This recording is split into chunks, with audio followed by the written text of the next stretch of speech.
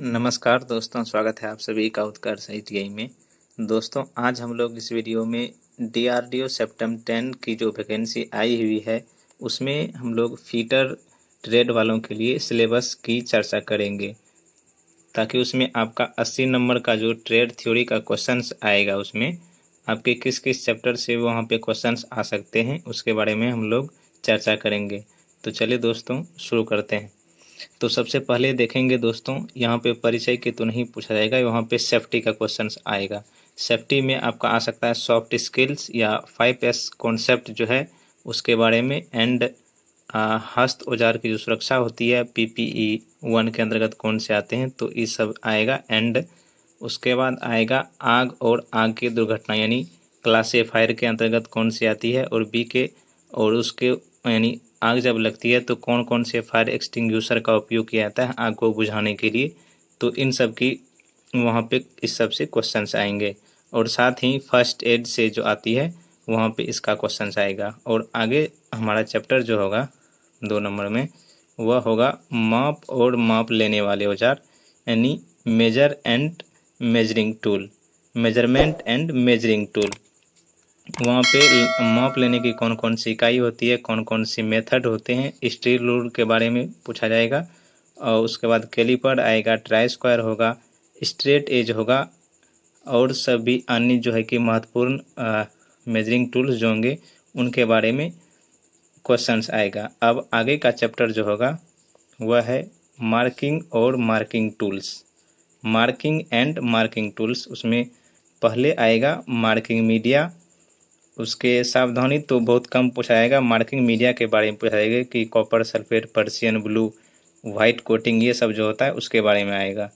Marking out जो होता है, मार्किंग कौन कौन सी विधि से की जाती है, मार्किंग के उद्देश्य, यानी गोल छड़ के सिरे का केंद्र कैसे निकलता है, तो इन सब का क्वेश्चन आएगा। साथ ही और आगे का पॉइंट जो है वह स्क्राइबर है, डिवाइडर है, ट्रेमल है। ट्रेमल सब का उपयोग कहाँ किया जाता है, पंच कौन कौन से पाए जाते हैं और इसके कौन कौन से डिग्री में उपलब्ध होते हैं, किसका कहाँ पे उपयोग किया जाता है। उसके बाद है सरफेस गेज, भी ब्लॉक है, मार्किंग ऑफ टेबल है, एंगल प्लेट है। इन सब के चैप्टर से वहाँ पे इन सब पॉइंट से एग्जाम में क्वेश्चंस आते हैं। और आगे का जो चैप्टर है वह है सरफेस प्लेट है, parallel blocks, combination set, marking एवं मार्किंग टूल्स से अन्य भी जो है कि और तरह के क्वेश्चंस आ सकते हैं। उसके बाद आगे नेक्स्ट चैप्टर जो है हमारा है वह है हैंड टूल्स। कौन सा है दोस्तों, हैंड टूल्स है। हैंड टूल्स में सबसे पहला जो आता है हैंड टूल्स में वह है हैमर, और हैमर से संबंधित सभी प्रकार के संकेत, यानी हैमर में कौन कौन से पार्ट हो गए, यानी किस मेटल को हैमर यानी हैमरिंग करने के लिए उसके कितने डिग्री एंगल रखे जाते हैं, इस तरह के क्वेश्चंस आते हैं। उसके बाद है वाइस, वाइस का उपयोग कहाँ किया जाता है, मूवेबल जॉ, फिक्स जॉ किस किस मटेरियल के बने होते हैं, तो ये सब आता है। उसके बाद है वाइप्स से संबंधित कुछ महत्वपूर्ण संकेत। उसके बाद है सी क्लैंप, पैरेलल क्लैंप, स्पेनर, पेचकस, प्लायर। तो इस सब से पूछा जाएगा कि प्लायर किसके बने होते हैं, स्पेनर किसके बने होते हैं, पेचकस का उपयोग कहाँ किया जाता है, साथ ही ये सब किसके बने होते हैं, तो इन सब से क्वेश्चन आता है। उसके बाद आगे का हमारा चैप्टर है कटिंग टूल्स। कटिंग टूल्स उसमें आएगा चीजल आएगा, हैक्सो आएगा, फाइल आएगा और ड्रिलिंग आएगा। चीजल पूछा जाएगा, चीजल में कौन कौन से ऑपरेशन होंगे, ऑपरेशन करने के लिए कितने कितने एंगल का उपयोग किया जाना चाहिए।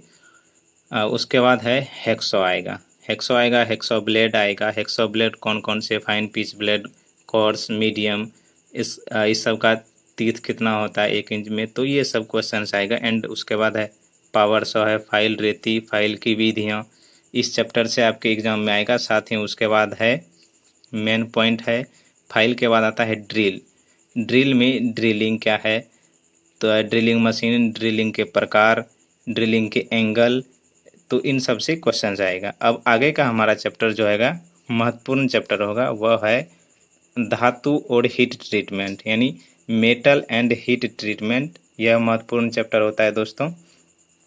तो यहाँ पे धातु का गुण पूछा जाएगा, लो एस के प्रकार, लोहे की शोधन की विधि, इन सब को एक बार अच्छे से यहाँ पे देख लेना कि कौन कौन से, मान लीजिए कि लोहे का गलनांक कितना होता है, साथ ही एल्युमिनियम का गलनांक कितना होता है, कौन कौन सी विधि के द्वारा इन्हें जो है कि निकाला जाता है, कास्ट अयस्क से कैसे प्राप्त किया जाता है। उसके बाद अगला चैप्टर है हमारा फास्टनर्स, रिवॉट और शोल्डर। तो इसमें रिवोटिंग का प्रकार पूछा जाएगा। आवश्यक इसमें रिवोटिंग के लिए कौन कौन से औजार का उपयोग किया जाता है, इसका साइज और प्लेट की मोटाई क्या क्या होती है, कौन कौन से ज्वाइंट्स पाए जाते हैं रिवोटिंग करने के लिए। उसके बाद है शोल्डर और सोल्डरिंग। उसके बाद है फास्टनर का कौन कौन सा उपयोग किया जाता है। उसके बाद हमारा जो अगला महत्वपूर्ण चैप्टर होगा दोस्तों, एग्जाम में आने के पर्पज से सूक्ष्म मापी यंत्र। यह अत्यंत ही महत्वपूर्ण चैप्टर है, जिसमें आपको पूछा जाएगा माइक्रोमीटर के बारे में, इसके कौन कौन से पार्ट्स होते हैं, साथ ही इसका लिस्ट काउंट कितना होता है।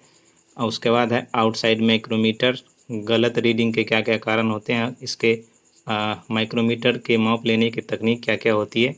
उसके बाद है इनसाइड माइक्रोमीटर, ये तो माइक्रोमीटर का ही एक टाइप है। उसके बाद है depth micrometer, digital micrometer, combi micrometer, ये सब माइक्रोमीटर का प्रकार है। इस सब से क्वेश्चंस आते हैं। अब अगला जो है वर्नियर कैलिपर का लिस्ट काउंट कितना होता है। तो ये सब भी एग्जाम में इस तरह के प्रश्न आते हैं। उसके बाद है डायल कैलिपर, मीट्रिक पद्धति में रीडिंग लेना, इंग्लिश पद्धति में। उसके बाद है डिजिटल डायल कैलिपर, सूक्ष्म मापी यंत्र से संबंधित कुछ संकेत हैं। इसमें सूक्ष्म मापी यंत्र जो होता है यह एक महत्वपूर्ण चैप्टर होता है, तो इसके बारे में देखना है हम लोगों को आगे। उसके बाद अगला नेक्स्ट जो है शीट मेटल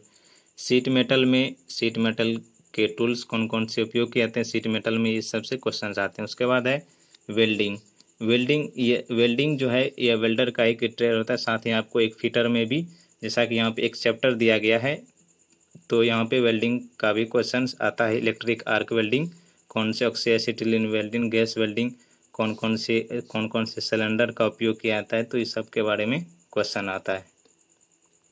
उसके बाद आगे हमारा है मेंटेनेंस से तो ज़्यादा क्वेश्चन नहीं आएगा कि मतलब मशीन को किस तरह से सही सुचारू ढंग से चलाने के लिए उसमें क्या क्या आवश्यकताएं बीच बीच में करनी पड़ती है, साफ़ सुथरा है। साथ ही उसको लुब्रिकेटेड के मतलब बीच बीच में उसमें तेल डालना पड़ता है, यानी लुब्रिकेशन करते रहना पड़ता है, साफ सफाई, इस तरह का, इससे क्वेश्चंस काम आते हैं उस पर। उसके बाद अगला चैप्टर है इंस्पेक्शन एवं जॉब स्टडी। इनसे भी ज़्यादातर के चांसेस हैं कि क्वेश्चंस नहीं आएंगे। तो यानी जॉब स्टडी यानी किसी जब जॉब बनाया जाता है तो वहाँ पे हम लोगों को जो दी जाती है, पहले जो वहाँ पे ड्राइंग जो दी जाती है वही जॉब स्टडी हुआ। पहले उसको अच्छी तरह से ध्यान में रख करके उसके बाद हम लोग उसी तरह के जॉब को बनाते हैं।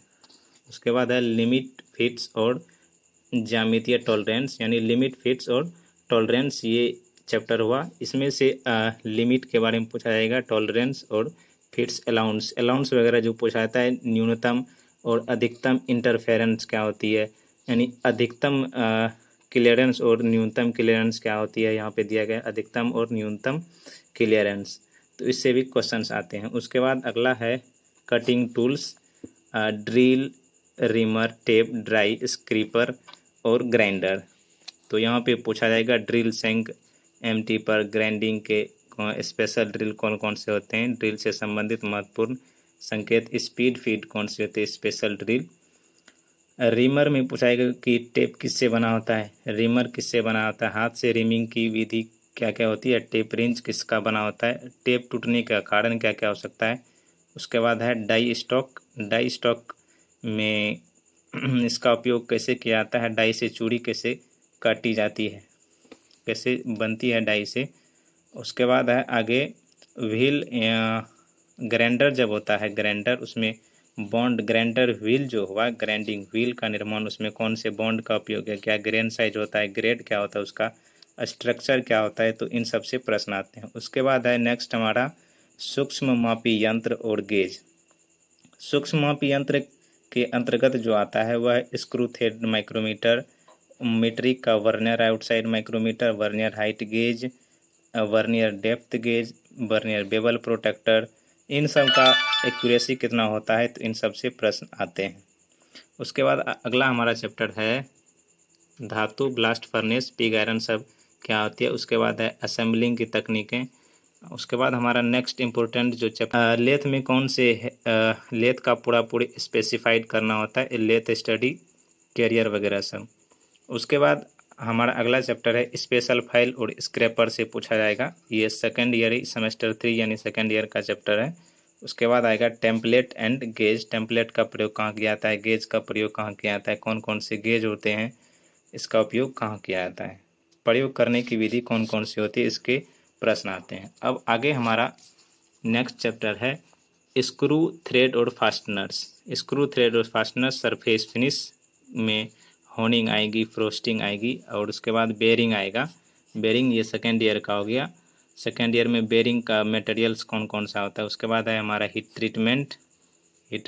उसके बाद है सेकेंड ईयर का इम्पोर्टेंट चैप्टर पाइप और पाइप फिटिंग, मोड़ने की विधि, ज्वाइंट पर लीकेज को रोकना, ये सब क्वेश्चंस होगा। उसके बाद धातु, नॉन फेरस एलॉय, धातु से संबंधित। उसके बाद है जिग्स और फिक्सर्स, जिग का उपयोग कहाँ किया जाता है, फिक्सर्स का उपयोग कहाँ किया जाता है, तो इन सब से प्रश्न आते हैं। उसके बाद न्यूमेटिक एंड हाइड्रोलिक्स, इसी में बॉयल का नियम और पास्कल का नियम।